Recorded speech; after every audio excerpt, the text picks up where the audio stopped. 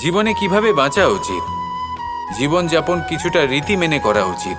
অর্থাৎ সবাইকে ভালোবাসুন, কারোর সাথে ছলনা করবেন না, সম্পর্ক গড়ে তুলুন, তা পালন করুন।